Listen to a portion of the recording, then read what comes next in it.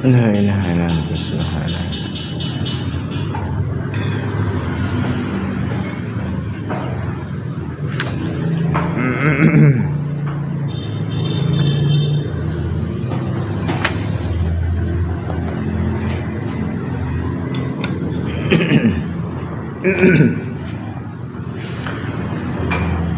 Baik, kita mulai. Bismillahirrahmanirrahim. Assalamualaikum warahmatullahi wabarakatuh. Innal hamdalillah nahmaduhu wa nasta'inuhu wa nastaghfiruh wa natubu ilayhi wa na'udzu billahi min shururi anfusina wa min sayyiati a'malina. May yahdihillahu fala mudilla lahu wa may yudlil fala hadiya lahu. Wa asyhadu an la ilaha illallah wahdahu la syarika lahu wa asyhadu anna Muhammadan abduhu wa rasuluh salawatu rabbih wa salamu alaihi wa ala alihi wa sahbihi ajma'in. Amma ba'd, ma'asyiral muslimin wal muslimat, azani Allah wa iyyakum. Alhamdulillah, kita bersyukur kepada Allah karena pada kesempatan pagi hari ini kita kembali dipertemukan oleh Allah untuk sama-sama menuntut ilmu syar'i. Semoga Allah Subhanahu wa taala memberikan untuk kita semuanya ilmu yang bermanfaat sehingga bisa kita amalkan sebagai bekal untuk menghadap kepada Allah Jalla wa Ala. Amin ya rabbal alamin. Salawat dan taslim semoga tetap tercurahkan kepada junjungan kita Nabi besar Muhammad sallallahu alaihi wasallam, dan juga kepada seluruh keluarganya, para sahabatnya dan umatnya yang setia mengikuti tuntunannya sampai hari kiamat. Ma'asyiral muslimin wal muslimat, azanillahu wa iyyakum. Seperti biasanya kita akan mengkaji kitab Ushul Ats-Tsalatsah, dan kita sudah masuk pada landasan yang kedua atau Al-Usul Ats-Tsani, mengenal agama Islam. Sebagaimana disebutkan oleh Syekh Muhammad bin Abdul Wahhab rahimahullahu taala, Al-Aslu Tsani ma'rifatu dinil Islam bil adillah wa huwa al-istislamu lillahi bit tauhid wal inqiyadi lahu bit ta'ah wal bara'atu minasyirki wa ahli wa huwa thalathatu maratib al-islam wal iman wal ihsan wa kullu martabatin laha arkan. Asal yang kedua atau landasan yang kedua mengenal agama Islam dengan dalil-dalil, yaitu apa? Istislamu lillahi bitauhid, berserah diri kepada Allah Subhanahu wa taala dengan mentauhidkan Allah.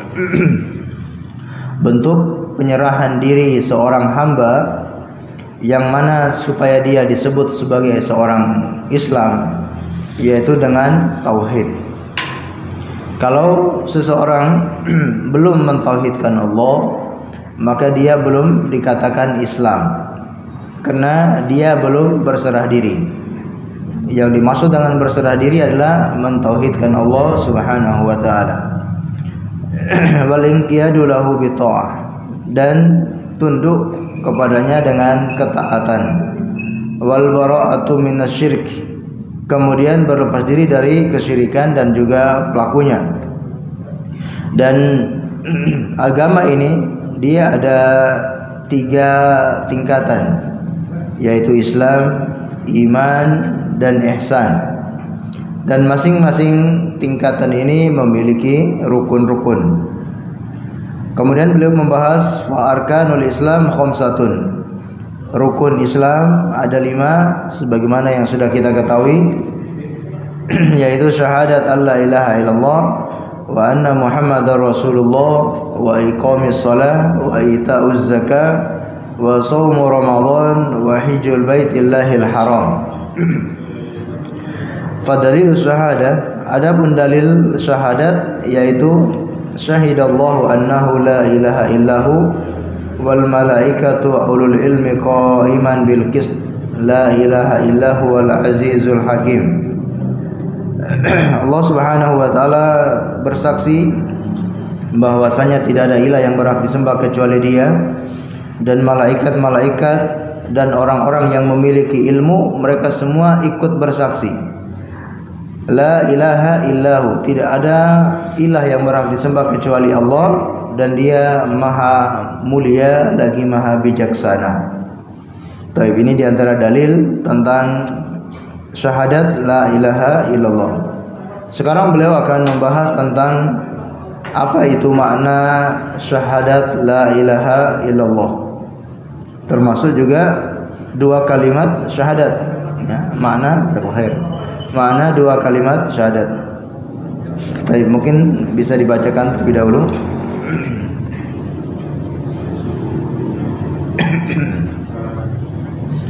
Halaman 117.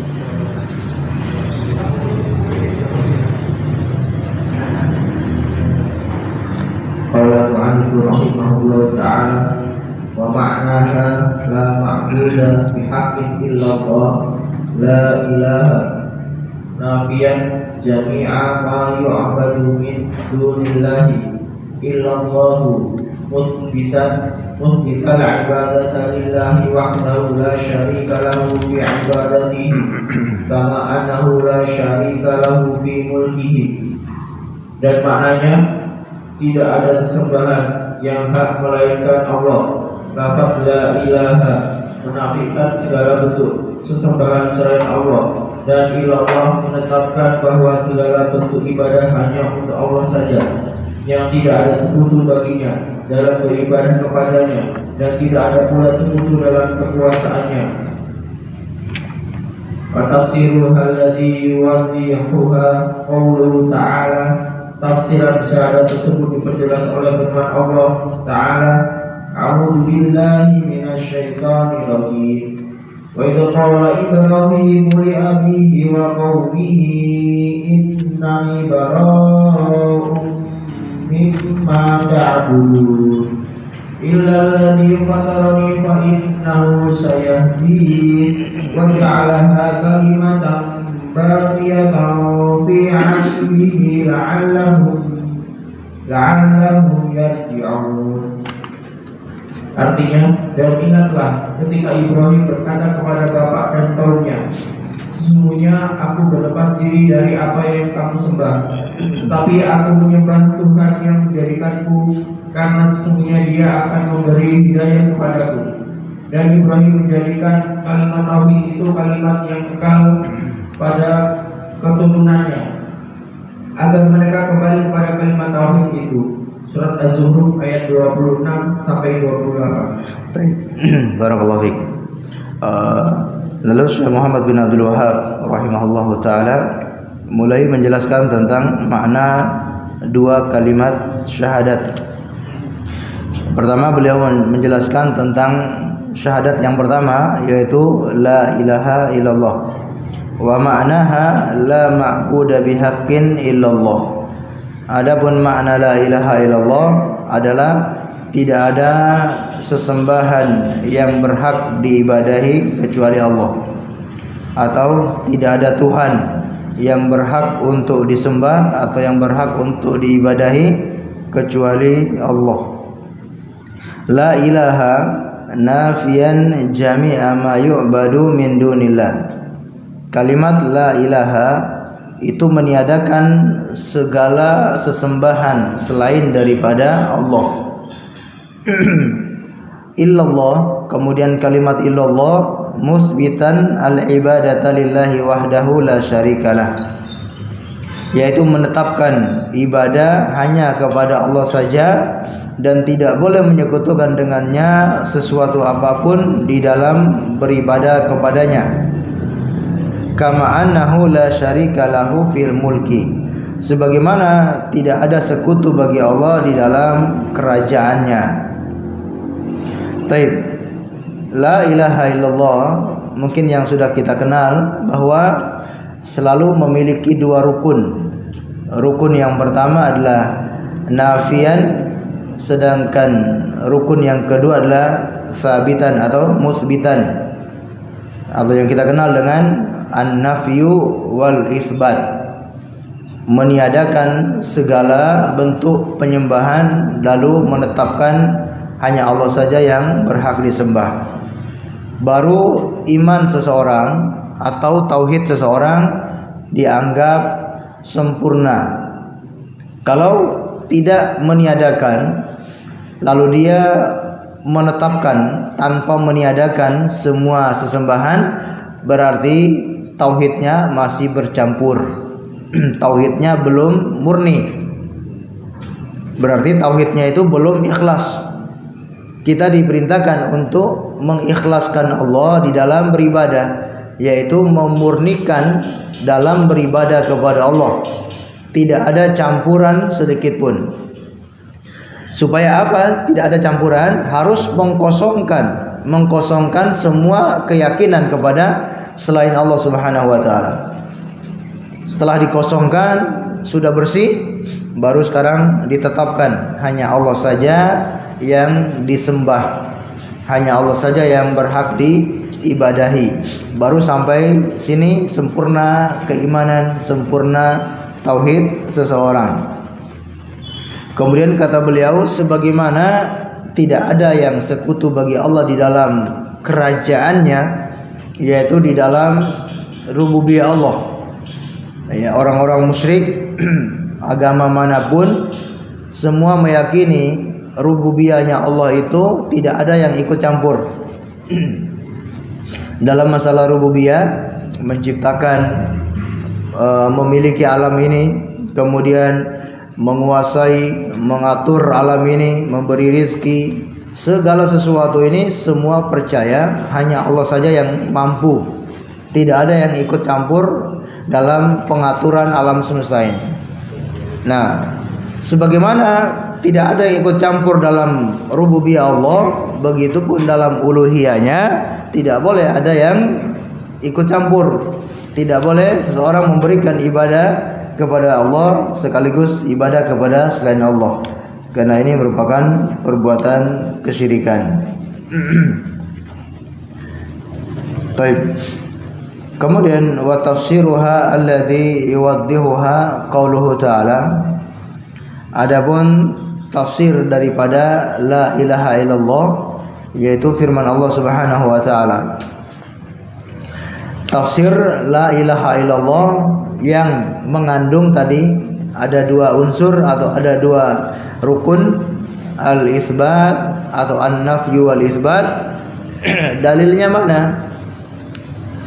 Taib, kalau ada yang bertanya, dalilnya mana kalau la ilaha illallah itu mengandung dua unsur, an-nafyu wal itsbat? Sampai sini ada gambaran insyaallah. Baik.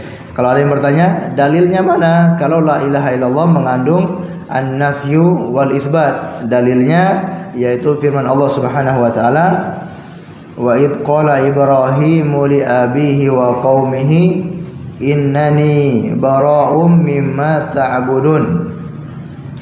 Ingatlah tatkala Nabi Ibrahim berkata kepada ayahnya dan berkata kepada kaumnya, sesungguhnya aku berlepas diri dari apa-apa yang kalian sembah. Ini mengandung apa kira-kira? An-nafyu wal itsbat. An-nafyu. Jadi Nabi Ibrahim alaihissalam berlepas diri dari segala sesembahan yang disembah oleh kaumnya atau yang disembah oleh ayahnya. Ini meniadakan. Lalu Nabi Ibrahim itsbat, menetapkan, illalladzi fatarani fa innahu sayahdin. Aku berlepas diri dari segala sesembahan kalian kecuali yang menguasaiku dan yang telah memberi petunjuk kepadaku. Ya. Tetapi berlepas diri dari apa yang kamu sembah, tapi aku menyembah Tuhan yang menjadikanku, karena sesungguhnya Dia akan memberi hidayah kepadaku. Ini isbat, yaitu hanya Allah Subhanahu wa taala. Jadi kalau kita terapkan ke dalam kalimat la ilaha illallah, ayat yang awal ini, wa idz qala ibrahimu li abihi wa qaumihi innani bara'um mimma ta'budun, ini kalimat la ilaha illalladzi fatarani fa innahu sayahdin, itulah kalimat illallah wa baqiyatan fi aqibihi, ya. terus berada di keturunan-keturunannya, la'allahum yarji'un, semoga mereka kembali, ya, kembali kepada kalimat tauhid. Baik. Kemudian dalil yang lain yaitu firman Allah Subhanahu wa taala. Tolong dibacakan. Wa qawluhu, dan firman-Nya, Qul ya ahlal kitabi ta'alau ila kalimatin sawa'in bainana wa bainakum alla na'budu illa Allah wa la nusyrika bihi syai'an wa la yattakhidha ba'duna ba'dan arbaban min dunillah فإن تولوا فقولوا اشهدوا بأننا مسلمون. Artinya, katakanlah, hai ahli kitab, marilah berpegang kepada sesuatu adalah orang-orang yang berserah diri kepada Allah. Surat Al-Imran ayat 64. Baik, barakallahu fiik. Dalil yang lain firman Allah Subhanahu wa taala, Qul ya ahlal kitabi ta'alau ila kalimatin sawa'in bainana wa bainakum alla na'budu illallah. Katakanlah, wahai ahlul kitab, al-Yahudi dan Nasara, ta'alau, kemarilah kita menuju kepada kalimat yang sama antara kami dan kalian, yaitu apa? Alla na'budu illallah, yaitu kita tidak menyembah kecuali kepada Allah, wala nusyrika bihi syai'an, dan kita tidak menyekutukan dengannya sesuatu apapun, wala yattakhidha ba'duna ba'dan arbaban min dunillah, dan tidak menjadikan di antara kita arbaban, tandingan-tandingan selain daripada Allah Subhanahu wa taala. Fa in tawallaw faqulu syahadu bi anna muslimun. Jika kalian tidak mau, kalian tidak ikut, kalian tidak sepakat dengan seruan ini, maka saksikan bi anna muslimun, kami ini adalah orang-orang muslim, orang-orang yang berserah diri kepada Allah Subhanahu wa taala. Ini juga dalil bahwasanya la ilaha illallah yaitu mengandung an-nafyu wal itsbat. Orang-orang musyrik, ahlul kitab, itu diajak oleh Rasulullah sallallahu alaihi wasallam untuk kembali kepada satu kalimat, untuk meniadakan semua sesembahan selain Allah Subhanahu wa taala. Karena ahlul kitab ini mereka musyrik, menyekutukan Allah. Mereka juga menyembah Allah, tapi mereka menyembah yang lain juga. Yahudi menjadikan Uzair sebagai anak Allah, Nasara menjadikan Isa Ibni Maryam sebagai putra Allah Subhanahu wa taala. Ini tentu kesyirikan. Maka Allah perintahkan untuk mengajak orang-orang ini supaya membersihkan keyakinan dari kesyirikan-kesyirikan tersebut, kemudian menetapkan hanya Allah saja yang disekutui. Dan inilah kesamaan antara ahlul kitab dan orang-orang Islam. Kesamaannya apa? Kesamaannya adalah nabi-nabi yang diutus kepada mereka semuanya sama-sama mengajak kepada satu kalimat, yaitu la ilaha illallah. Ya. Siapa yang mengakui adanya Nabi Musa? Orang-orang Yahudi. Orang-orang Yahudi betul-betul mengagungkan Nabi Musa alaihissalam. Bahkan mereka kitabnya yaitu Taurat, yaitu yang diturunkan oleh Allah kepada Nabi Musa alaihissalam, itu menjadi pegangannya orang-orang Yahudi. Kemudian Nabi Isa alaihissalam, mereka juga percaya dia sebagai utusan Allah, walaupun pada akhirnya mereka mengkultuskan Nabi Isa tersebut. Mereka juga percaya Nabi Ibrahim alaihissalam, semuanya mengakui bahwasanya Nabi Ibrahim itu kelompok kami. Makanya dibantah oleh Allah Subhanahu wa taala ketika orang-orang Yahudi, orang-orang Nasara mengaku-ngaku kalau Nabi Ibrahim itu adalah golongannya mereka. ya. Makanya Allah SWT mengatakan inna Ibrahima, ya, inna Ibrahima, atau dalam surat Al-Baqarah, sesungguhnya Nabi Ibrahim itu bukan Yahudi, bukan Nasara, walakin kana hanifan muslima. Coba kita lihat dalam surat Al-Baqarah, inna, ketika orang-orang Yahudi dan Nasara mengaku bahwasanya Nabi Ibrahim termasuk golongannya mereka.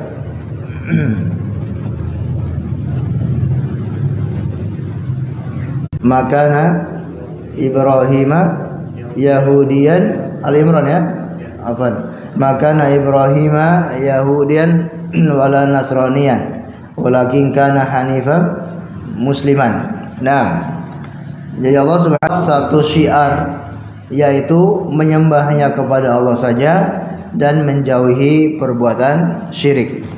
Itulah ajaran seluruh para nabi. Walaqad ba'atsna fi kulli ummatin rasulan an i'budullaha wajtanibut taghut. Dan kami utus tiap-tiap umat itu seorang rasul untuk menyeru min ilahin ghairuh, sembahlah Allah saja, tidak ada ilah yang berhak disembah kecuali Dia, kecuali Allah Subhanahu wa taala. Maka diajak oleh Rasulullah, wahai ahlul kitab, kemari kita berpegang teguh kepada satu kalimat yang itu sama antara kami dan kamu. Saya seorang nabi disuruh untuk mengajarkan. Dan ayat ini bukan berarti semua agama itu sama. Jadi jelas keliru. Karena ada sebagian kelompok yang menyalahgunakan ayat ini pada satu kalimat yang sama antara kami dan kamu, sehingga mereka menggulirkan pemahaman pluralisme, ya, pluralisme, menyamakan semua agama. Nah, inilah yang membedakan antara Islam dan selain Islam. Islam menyembah hanya kepada Allah saja, konsep agamanya adalah mentauhidkan Allah, sedangkan selain Islam konsep agamanya tidak ada mentauhidkan Allah Subhanahu wa taala. Mereka punya tuhan-tuhan yang banyak. Kemudian wala yattakhidha, jangan menjadikan tokoh-tokoh ini, ulama-ulama ini tandingan-tandingan dengan Allah Subhanahu wa taala. Karena orang-orang ahlul kitab, mereka telah menjadikan tokoh-tokoh agama, disebutkan dalam ayat yang lain, wa ruhbanahum ahbarahum, ulama ruhbanahum, dan ahli ibadah mereka, arbaban min dunillah, tuhan-tuhan atau tandingan-tandingan selain daripada Allah. Disebutkan dalam riwayat, ketika Rasulullah SAW membaca ayat ini, maka ada seorang sahabat yang sebelumnya dia masih Nasara protes kepada Rasulullah, yaitu sahabat Adi bin Hatim. Sahabat Adi bin Hatim protes kepada Rasulullah. Dia mengatakan, ya Rasulullah, wahai Rasulullah, inna lasna na'buduhum, kami tidak pernah menyembah pendeta-pendeta, rahib-rahib kami. Kami enggak pernah sujud kepada mereka, kami enggak pernah rukuk kepada mereka, kami tidak pernah menyembah mereka, kata Adi bin Hatim. Apa kata Rasulullah SAW? Alaysa yuharrimuna ma ahallallahu fatahrimunaha, bukankah mereka telah mengharamkan apa yang dihalalkan oleh Allah, kalian pun ikut mengharamkannya? Kemudian wa yuhalluna ma haramallahu fatuhillunahu, bukankah mereka telah menghalalkan apa yang diharamkan oleh Allah, kalian pun ikut menghalalkannya? Qultu bala, kata Adi bin Hatim, aku mengatakan betul. Fatilka ibadatuhum, itulah bentuk peribadatan kalian kepada mereka, ya. Baik. Jadi Rasulullah SAW mengajak ahlul kitab supaya jangan berbuat kesyirikan kepada Allah di dalam ketaatan. Ya, karena orang-orang ahlul kitab mereka gulu kepada pemuka-pemuka agama mereka.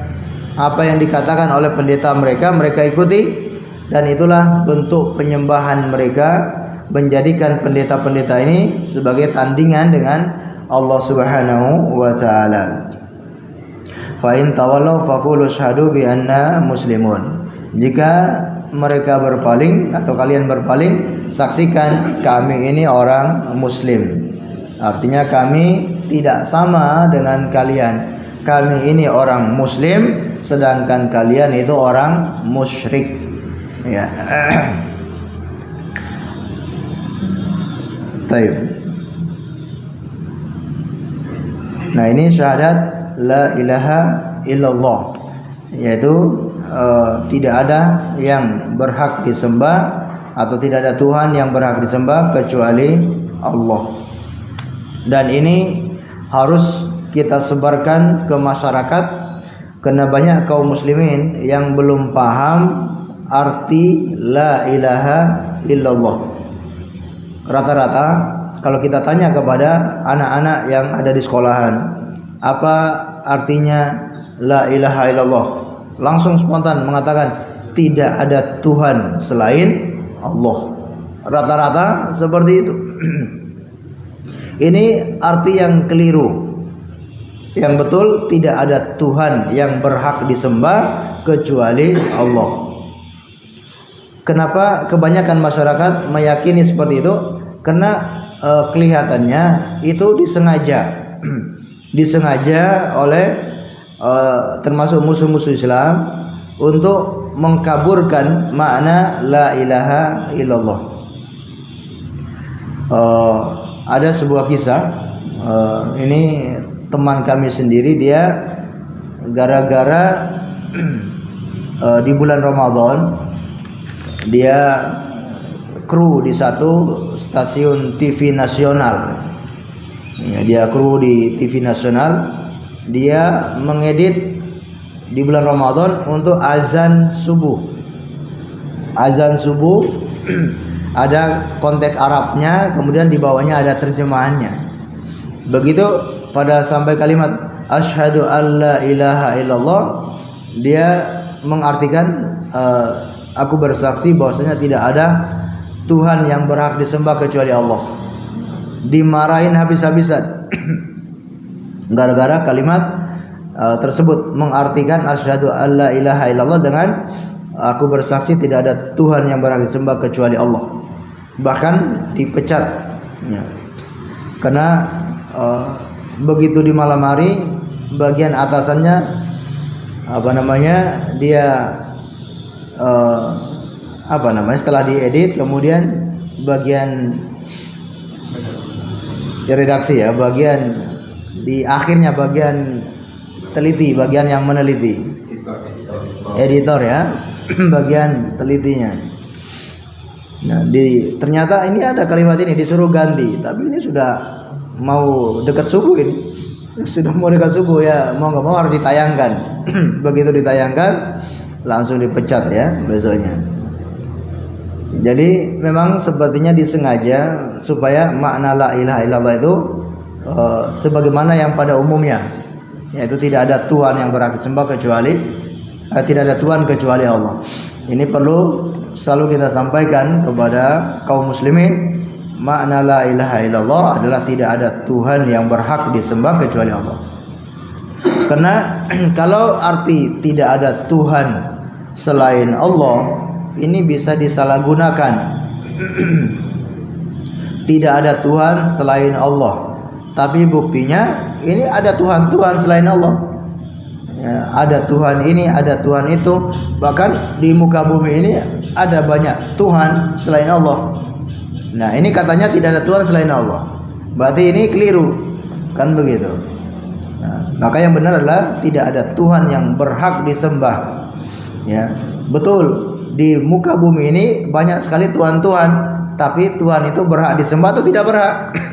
Semua Tuhan-Tuhan ini tidak berhak untuk disembah. Yang berhak disembah hanyalah Allah Subhanahu wa taala. Baik. Syahadat yang kedua yaitu syahadat Muhammadar Rasulullah. Fadlul syahadati anna Muhammadan Rasulullah qauluhu ta'ala. Dalil syahadat Muhammad adalah Rasulullah adalah firman Allah Ta'ala, laqad ja'akum rasulun min anfusikum azizun 'alaihi ma 'anittum harisun 'alaikum bil mu'minina raufur rahim. Sesungguhnya telah datang kepadamu seorang rasul dari kaummu sendiri, berat terasa olehnya penderitaanmu, sangat menginginkan keimanan dan keselamatan bagimu, amat belas kasihan lagi penyayang terhadap orang-orang mukmin. At-Taubah ayat 128. Nah, barakallahu fiik. Baik, lanjut sedikit lagi.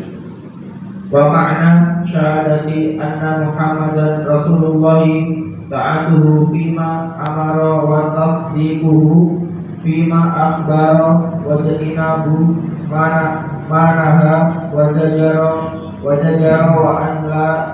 an la ya'budallaha illa bima syara'a.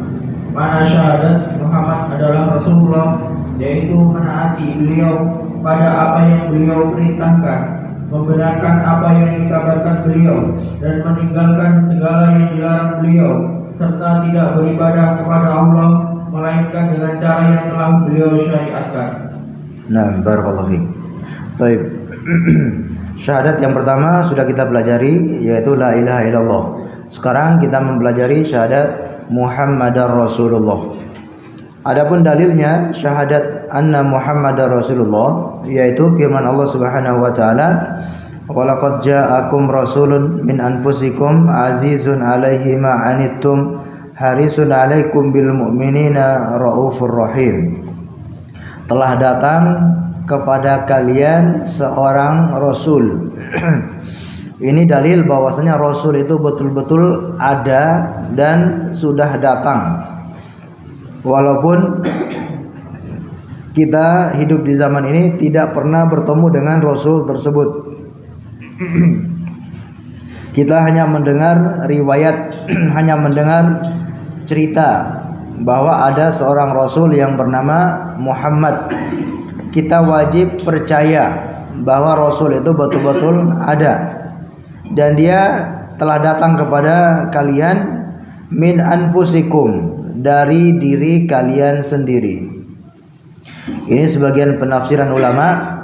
Rasul itu dari diri kalian sendiri adalah dari manusia itu sendiri. Rasul yang Allah turunkan bukan dari malaikat, bukan dari bangsa jin, bukan dari bangsa-bangsa yang lain, tapi Allah telah mengutus Rasul itu dari jenis manusia supaya lebih mudah untuk mendapatkan informasi.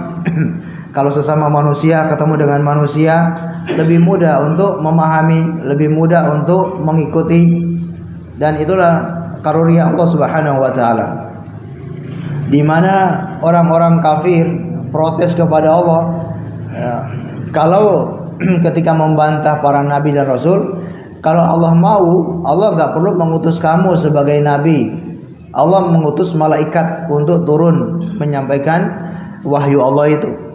Nah, ini kan ungkapan orang-orang yang membangkang kepada para nabi dengan mengatasnamakan Allah nggak perlu utus kamu untuk berdakwah.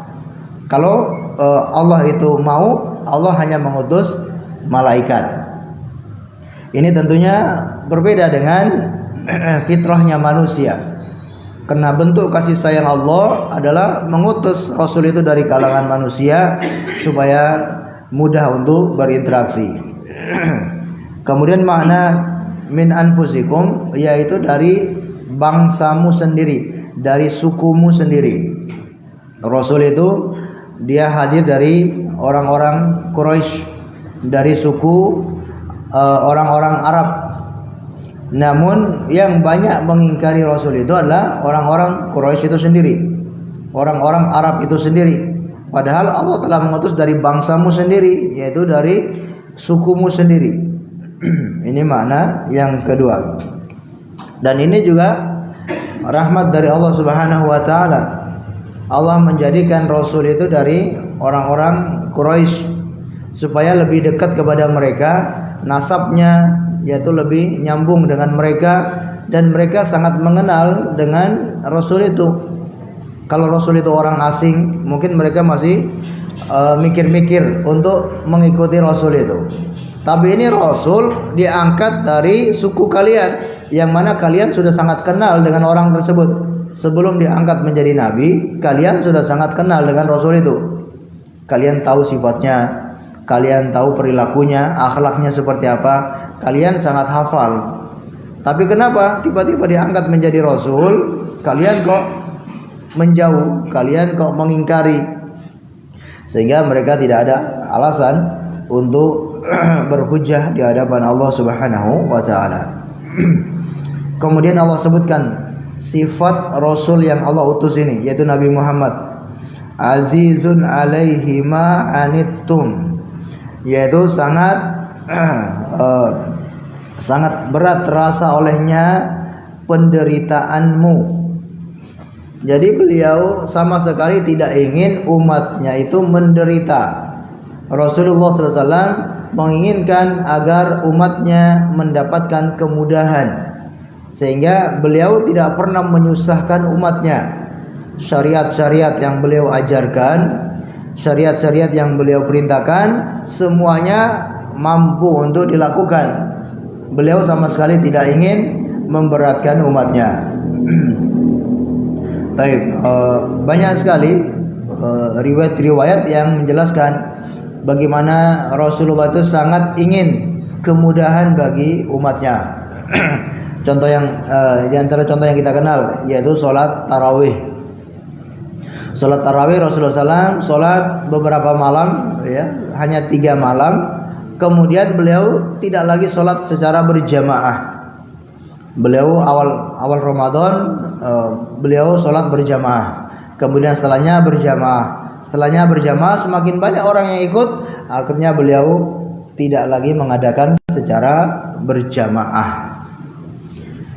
Maka kenapa beliau lakukan itu? Beliau khawatir kalau terus-menerus dilakukan seperti itu, nanti bisa diwajibkan oleh Allah Subhanahu wa taala. Dan beliau tidak ingin memberatkan umatnya. Ya.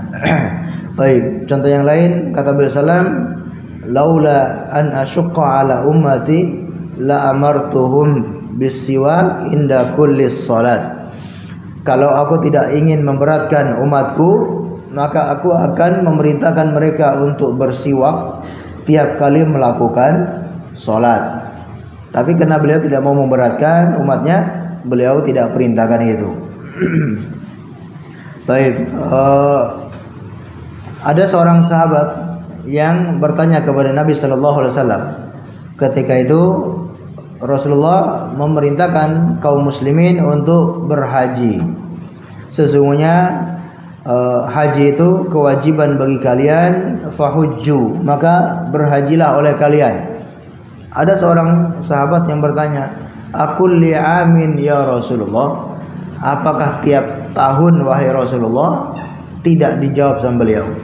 3 kali diulangi lagi, tidak dijawab sama Rasulullah Sallallahu Alaihi Wasallam.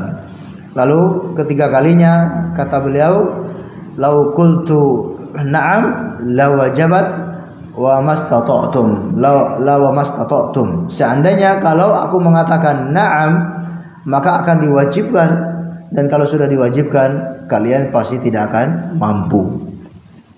Haji, ya, tiap tahun, bayangkan. Siapa yang mampu? Sekali seumur hidup pun kadangkala tidak mampu. Bahkan sebagian ustadz kita memfatwakan haji itu sudah tidak wajib bagi orang Indonesia. Nah, karena begitu sulitnya orang itu untuk pergi berhaji, ya, maka beliau punya pendapat lalu memfatwakan, ya, haji tidak wajib bagi orang Indonesia. Daripada kita menabung, ya, tidak tahu pasti kapan datangnya, gitu ya, maka tidak perlu berhaji. Ya, niat untuk berhaji tetap ada, tapi kewajiban berhaji itu gugur bagi orang Indonesia, ya, karena ngantrinya yang tidak masuk akal, ya. Ya, daripada nabung, ya, untuk pergi haji, tapi nabungnya disiapkan rekening khusus, ya.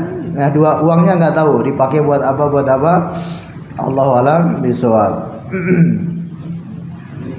Baik, maka kalau kita memiliki kelebihan uang, gunakan untuk umroh, ya. Umroh di bulan Ramadan misalkan, pahalanya seperti berhaji bersama Rasulullah sallallahu alaihi wasallam. Masyaallah. Baik, ini orang bertanya, apakah tiap tahun wahai Rasulullah? Nah, ini saking sayangnya Rasulullah kepada umatnya, tidak mau memberatkan umatnya, beliau tidak mau menjawab, ya.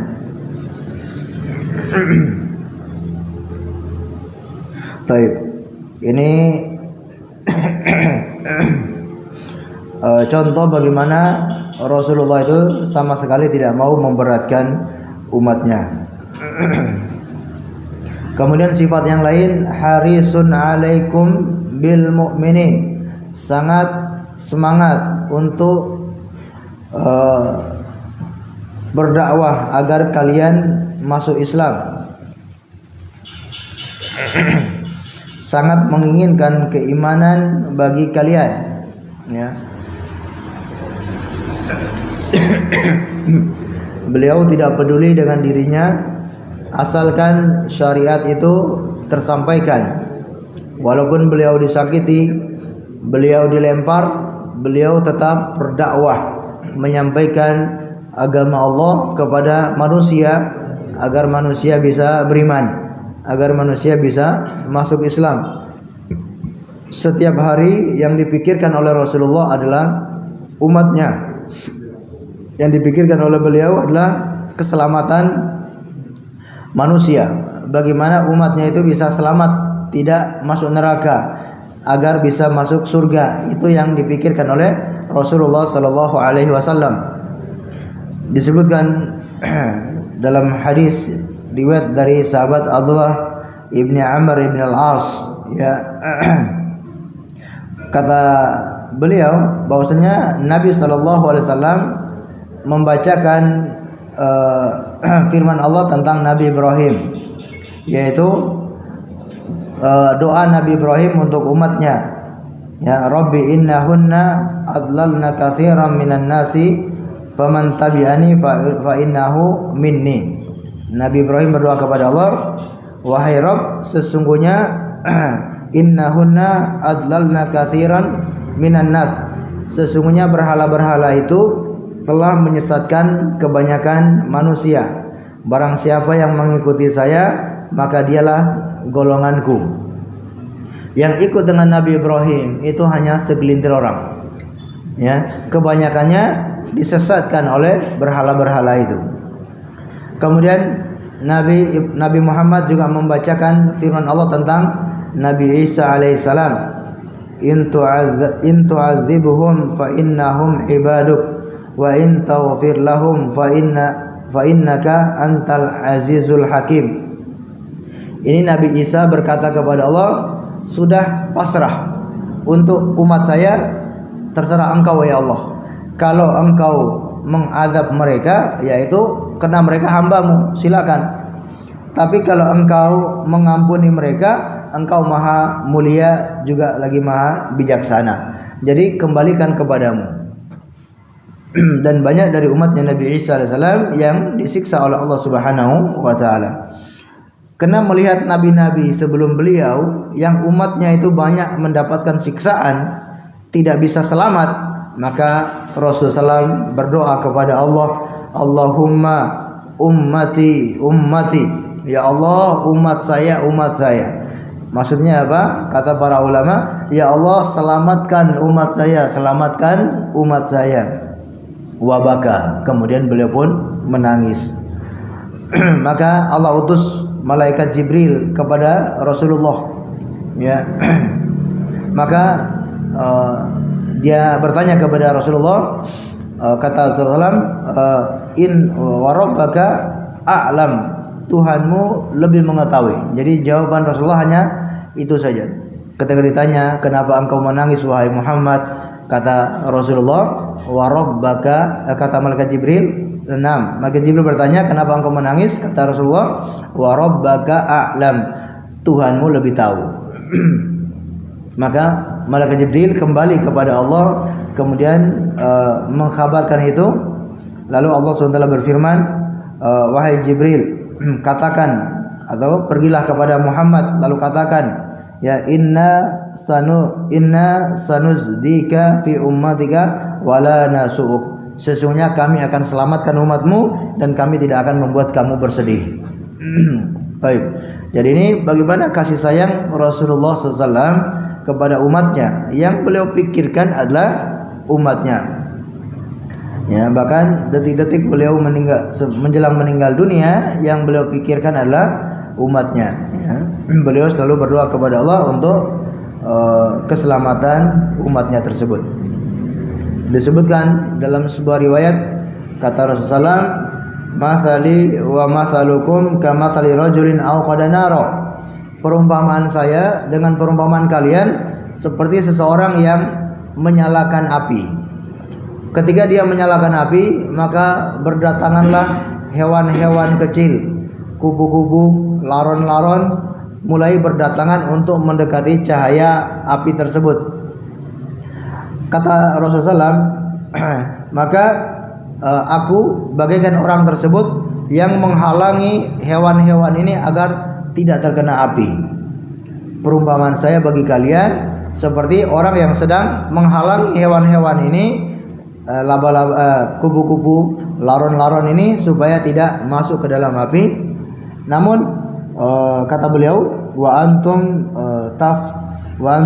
taflituna min yadi, akan tapi kalian tuh menerobos masuk ke dalam tanganku. Sudah dihalang supaya jangan masuk, tapi kalian masih ngeyel untuk menerobos. Ya. Begitulah kasih sayang Nabi SAW. Beliau seperti menghalangi umatnya supaya tidak disiksa di dalam api neraka. Tapi namanya manusia, ada juga yang keras kepala dan mereka dimasukkan ke dalam api neraka. Kemudian Raufur Rahim, yaitu sangat kasih sayang kepada kalian. Ini sifat Rasulullah Sallallahu Alaihi Wasallam. Kemudian beliau akan menjelaskan makna syahadat Muhammad Rasulullah. Ya, wa makna syahadati anna Muhammad Rasulullah. Adapun makna syahadat Muhammad Rasulullah, perlu kita ketahui bahwa syahadat Muhammad Rasulullah ini memiliki dua rukun. Memiliki dua rukun.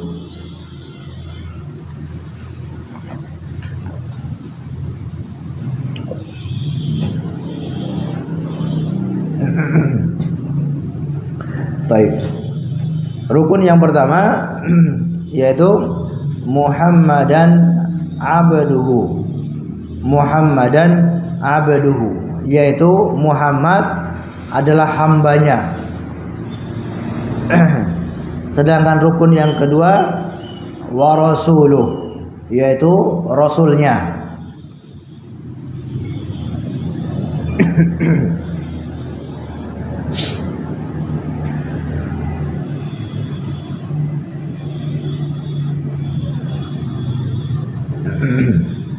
Kita ulangi. Rukun yang pertama yaitu Muhammadan abduhu, Nabi Muhammad adalah hambanya. Rukun yang kedua wa rasuluh, yaitu rasulnya. Jadi kita harus meyakini bahwa Muhammad itu hanyalah hamba. Muhammad itu hanyalah seorang hamba, manusia biasa seperti manusia pada umumnya. Ini harus diyakini. Nabi Muhammad tidak bisa naik derajat sampai derajat Tuhan, sama sekali tidak bisa, karena Muhammad adalah abduhu, hambanya. Ya, tidak bisa naik derajat sampai tingkat Tuhan. Dan ini adalah gelar yang sangat disukai oleh Nabi Shallallahu Alaihi Wasallam. Gelar yang sangat disukai oleh Nabi Muhammad adalah abduhu wa rasuluh, hambanya dan rasulnya. Hambanya maknanya juga karena Rasulullah manusia yang paling membuktikan dialah seorang hamba yang sebenarnya. Hanya Rasulullah atau Rasulullah manusia yang paling membuktikan jati dirinya sebagai seorang hamba, yaitu tunduk dan taat patuh kepada Allah Subhanahu wa taala. Kita juga seorang hamba, tapi hamba kita kepada Allah itu kayaknya kadang-kadang merasa diri kita raja, ya, tidak mau taat kepada Allah, tidak mau tunduk kepada Allah. Padahal kita ini hamba, tapi kadang-kadang juga merasa sok raja. Tapi Rasulullah SAW betul-betul seorang hamba yang betul-betul mengabdikan dirinya kepada Allah Subhanahu wa taala. Baik. Baik. Jadi beliau tidak punya ilmu tentang apapun yang berkaitan dengan perkara gaib. Beliau tidak punya wilayah ketuhanan. Beliau tidak tahu ilmu gaib, tidak bisa menciptakan, tidak bisa apapun yang dilakukan oleh Allah Subhanahu wa taala tidak bisa dilakukan oleh Nabi Muhammad sallallahu alaihi wasallam karena beliau hanyalah seorang hamba. Rukun yang kedua tadi apa? Beliau seorang rasul. Nah, ini yang dibahas oleh Syekh Muhammad bin Abdul Wahab. Makna syahadat Muhammadan Rasulullah, yaitu Muhammad sebagai Rasul Allah, yaitu apa konsekuensinya? Ta'atuhu fima amar, harus mentaatinya ketika dia perintahkan. Wa tasdiquhu fima akhbar, dan membenarkan semua berita yang dikabarkan oleh beliau. Wastinabu manaha wa jazar, dan menjauhi semua larangan-larangan beliau. Wa alla na'budallaha illa bima syara', dan kita tidak boleh menyembah beribadah kepada Allah kecuali dengan yang disyariatkan oleh Rasulullah sallallahu alaihi wasallam. Ini konsekuensinya kalau Nabi Muhammad itu sebagai Rasulullah. Betul, dia hanya manusia biasa. Betul, dia juga makan dan minum, dia juga berjalan di pasar, dia juga menikahi perempuan. Dia manusia biasa seperti kita, tapi jangan lupa dia adalah Rasulnya Allah, utusannya Allah. Kalau dia utusannya Allah, ada konsekuensinya, yaitu apa tadi? Ada 4 yang kita sebutkan tadi. Ada 4 konsekuensi kalau Nabi Muhammad itu sebagai Rasulullah. Yang pertama, membenarkan semua berita darinya.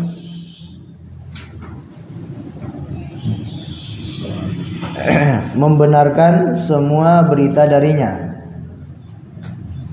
Yang kedua, melaksanakan semua perintahnya.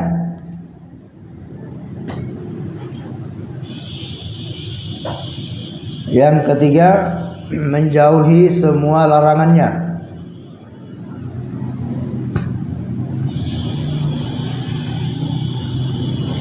Yang keempat, tidak beribadah kepada Allah kecuali dengan syariatnya. Tidak beribadah kepada Allah kecuali dengan syariatnya.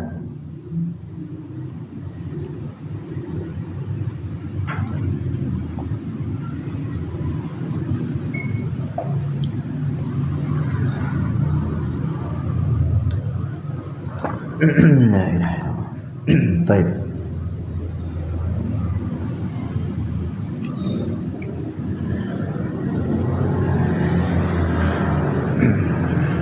Jadi ini konsekuensi Rasulullah sebagai utusan Allah, membenarkan semua berita, ya, segala informasi dari Rasulullah, asalkan itu hadisnya sahih, maka wajib kita percaya, wajib kita yakini.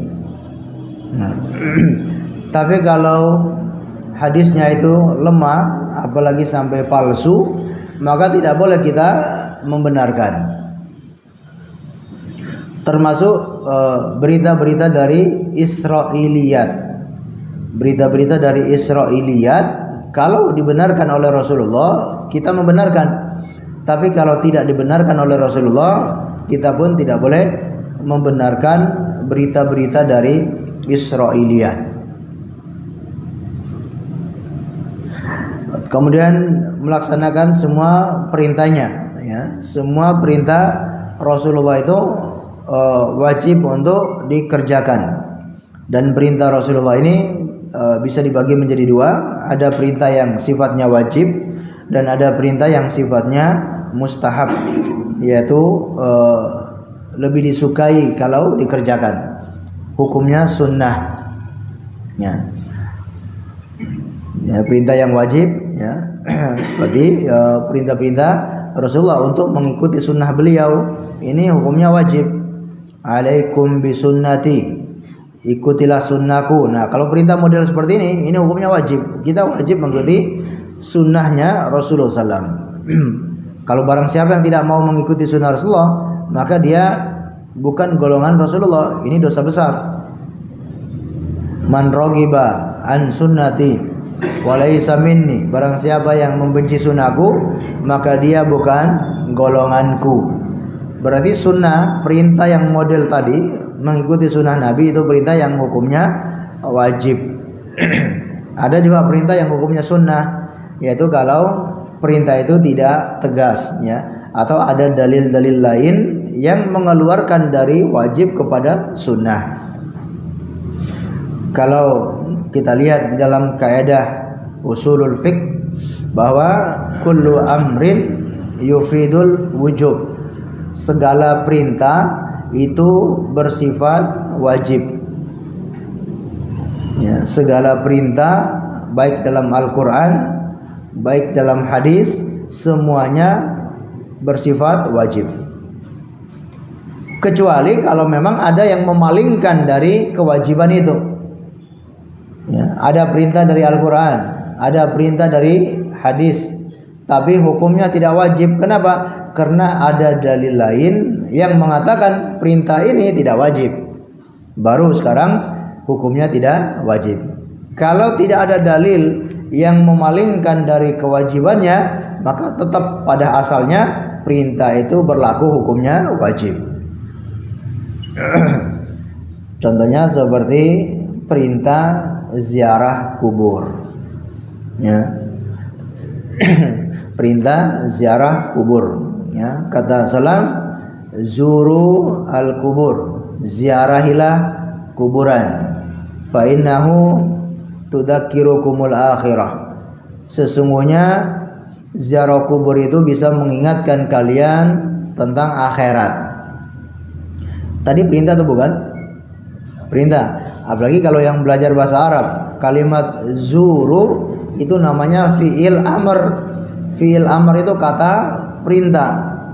Zuru, ziarahlah kuburan. Ziarah kubur itu hukumnya wajib atau tidak? Hah? Kalau wajib tidak ziarah kubur, hukumnya dosa. Mendapatkan dosa. Ziarah kubur hukumnya wajib atau tidak? Jawabannya tidak wajib, tapi sunnah.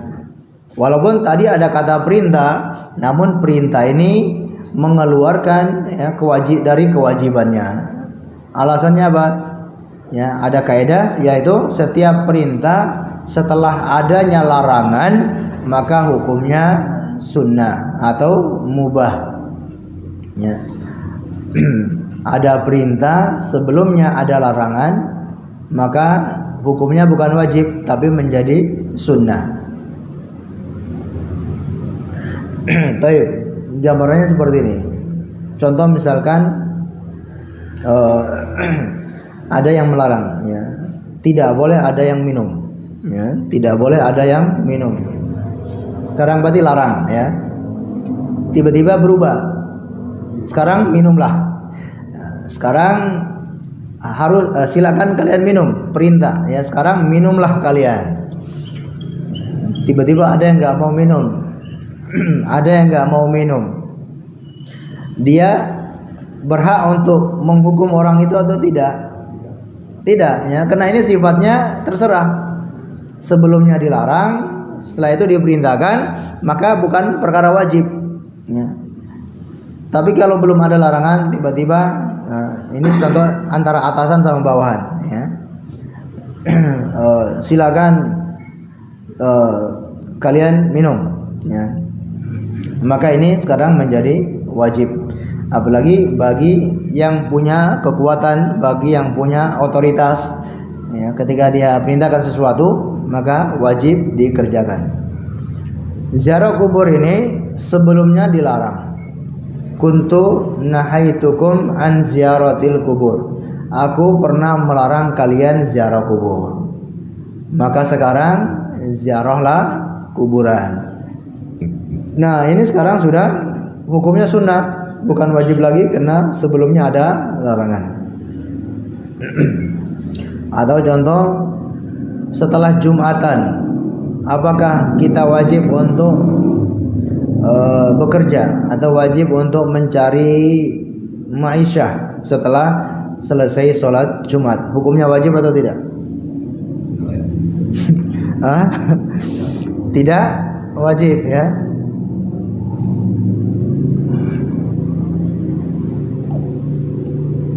Padahal kan Allah perintahkan dalam Al-Quran, faida qudiyatis salati fantashiru fil ardi. Faida qudiyatis salati fantashiru fil ardi. Apabila salat Jumat itu sudah ditegakkan, fantashiru. Ini juga fi'il amr, kata perintah. Silakan kalian bertebaran di muka bumi. Setelah Jumatan apakah wajib langsung bertebaran atau pulang tidur? Lanjutkan tidur yang tadi di khutbah itu ya.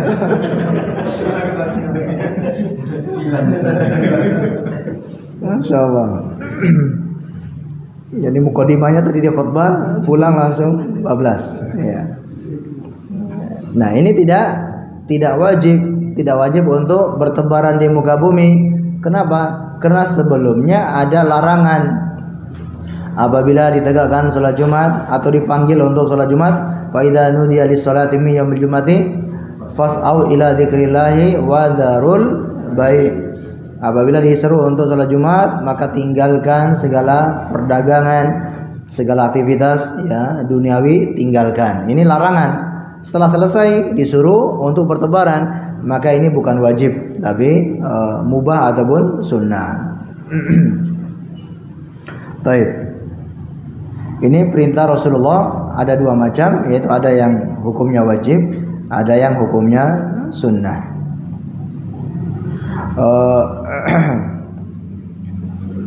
Atau perintah Rasulullah itu sifatnya hanya tawaran. Jadi beliau hanya menawarkan saja, jadi terserah mau dikerjakan atau tidak, itu tawaran dari beliau. Nah, kalau sifatnya tawaran, ini tidak masuk dalam perintah yang wajib ataupun yang sunnah. Ya, seperti beliau menawarkan misalkan kepada siapa? Salat sunnah sebelum maghrib. Gimana bunyinya? Nggak lupa ya. Ya. Baik, tawaran seperti ada seorang wanita ya, yang dia dimerdekakan, kemudian suaminya masih budak ya. Karena dia sudah merdeka, dia tidak mau lagi menikah dengan suaminya yang masih budak tersebut. Suaminya sangat mencintai istrinya tersebut ya, dia menangis jadi-jadinya. Siapa itu? Kisah tentang, bukan Julaibib ya. Jadi ada seorang sahabat yang suaminya ini sangat cinta sekali dengan istrinya. ketika istrinya sudah merdeka, tidak mau menikah lagi dengan dianya menangis sejadi-jadinya, ya. Jadi dia sangat sedih. Rasulullah kasihan melihat suaminya yang sangat sedih itu. Maka beliau datang kepada istrinya tadi, kepada wanita tadi. Dia bilang, alangkah baiknya kamu kembali kepada suamimu. Maka wanita ini mengatakan, atamuruni ya Rasulullah, apakah ini bentuknya perintah dari engkau wahai Rasulullah? Kata Rasulullah, bukan, ini hanyalah penawaran saja. Ini hanyalah atas syafa. Aku hanya mencoba untuk menengah saja, mencoba untuk menolong laki-laki itu saja. Jadi bukan saya perintahkan Anda untuk kembali kepada suami. Karena wanita ini paham kalau itu perintah Nabi, maka hukumnya apa? Wajib dia untuk kembali kepada suaminya. Maka dia bertanya, apakah ini wajib? Apakah ini perintah darimu? Ternyata bukan. Kalau begitu ya, kata wanita ini, saya nggak mau kembali lagi. Saya sudah merdeka gitu ya, nggak mau kembali dengan suaminya. Jadi suaminya yang sangat bucin ya, tapi istrinya enggak. Baik. Kemudian menjauhi semua larangan Rasulullah. Ya. Baik. Nah, larangan juga ada yang bersifat haram, ada yang makruh. Ya, larangan itu ada yang sampai haram, ada yang hanya makruh. Contoh larangan tidur setelah asar, atau larangan tidur setelah maghrib, atau larangan ya banyak ya larangan, namun itu sifatnya makruh ya, tidak sampai haram. Tentunya dari mana kita tahu ya, ada kaedahnya dan dari konteksnya ya, ini larangan yang bersifat tegas atau dia tidak bersifat tegas gitu ya. Kalau larangan yang bersifat tegas maka hukumnya haram.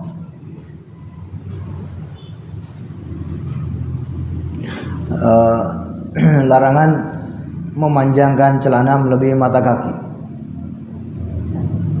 Larangan memanjangkan celana atau pakaian melebihi mata kaki. Sifatnya haram atau makruh? Haram ya. Kenapa? Nah,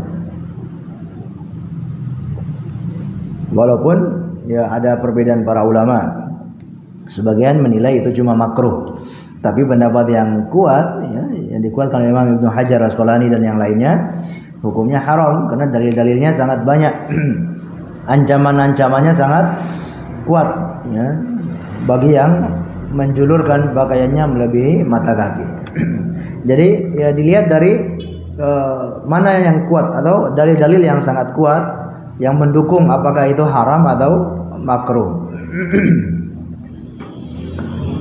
Kemudian yang keempat, tidak melakukan ibadah kepada Allah kecuali dengan yang disyariatkan oleh Rasulullah. Nah, ini juga sangat penting, yaitu tata cara, kaifiat di dalam melakukan ibadah harus mengikuti contoh tata cara dari Rasulullah Sallallahu Alaihi Wasallam.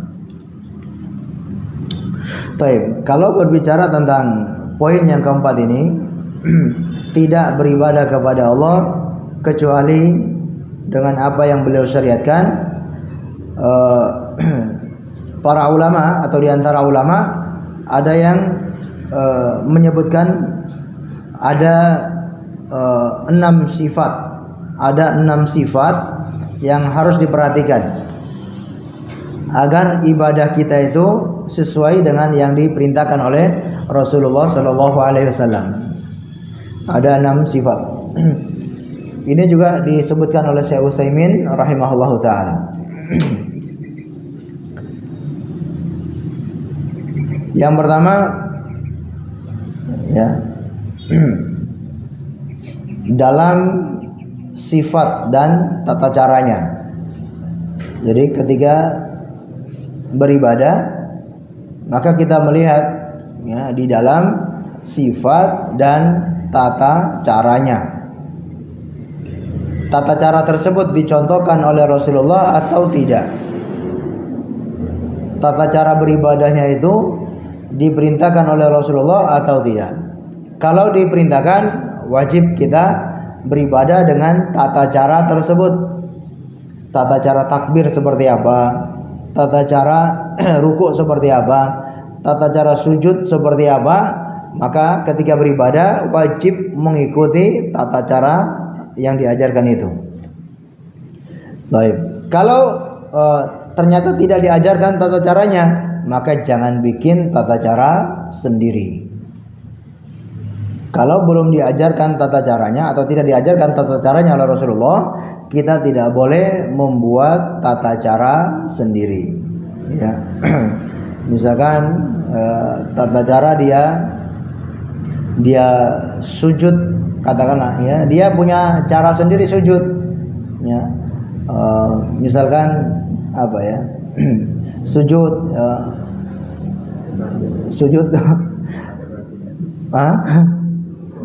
pakai batu. Ya. Sujud kakinya diangkat misalkan ya. Sujud kakinya diangkat ke atas. Ya. Kayak orang apa ya? Baik. Atau zikir ya. Zikir ya. Kepalanya harus digoyangkan misalkan. Baik. Yang tidak boleh membuat tata cara sendiri karena ini tidak diajarkan oleh Rasulullah. Cara zikir harus kepalanya goyang-goyang. Maka jangan bikin tata cara sendiri.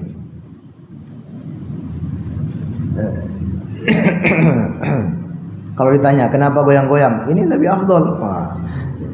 Karena ini lebih afdol, lebih khusus daripada diam, mendingan goyang-goyang. Nah, daripada Anda diam-diam saja, malah disalahkan yang diam.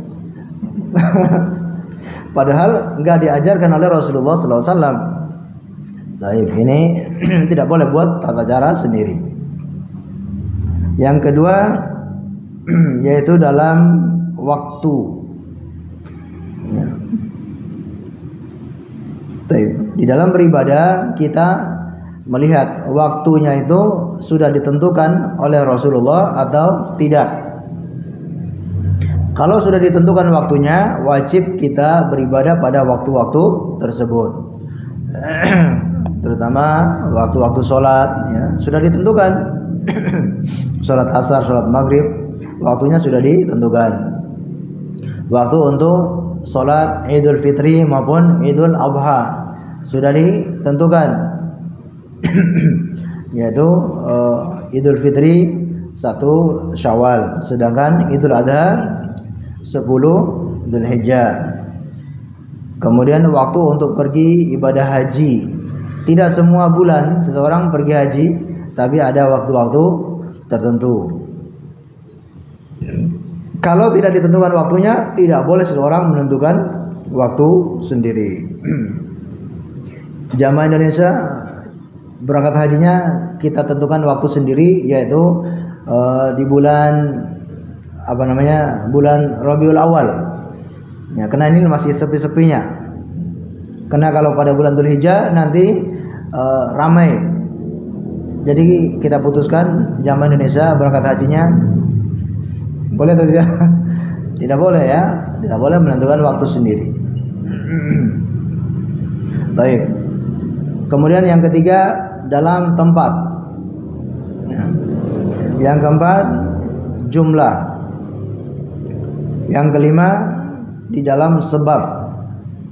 Yang keenam di dalam jenis. Nah, ini harus sesuai dengan yang diajarkan oleh Rasulullah SAW. Kalau belum diajarkan, tidak ditentukan tempatnya, tidak ditentukan waktunya, tidak ditentukan jumlahnya, maka kita tidak boleh membuat-buat sendiri dengan anggapan ini lebih afdol. Ya. Kalau kita bikin sendiri tapi tidak ada anggapan seperti itu, ini tidak masalah. Dia mengadakan pengajian, ya, waktunya dia tentukan hari Sabtu. Ya, mungkin karena ada pertimbangan ini dan itu, tentukan hari Sabtu jam 7.30 sampai jam 8 mulai. kajian di KMT. Baik.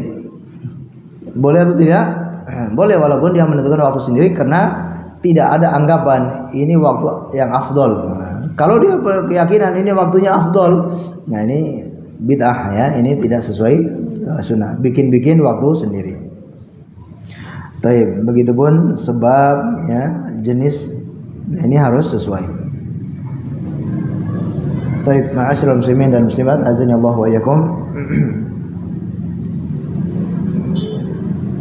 Nah, ini kita baru membahas rukun Islam yang pertama, yaitu syahadat la ilaha illallah dan syahadat Muhammad Rasulullah.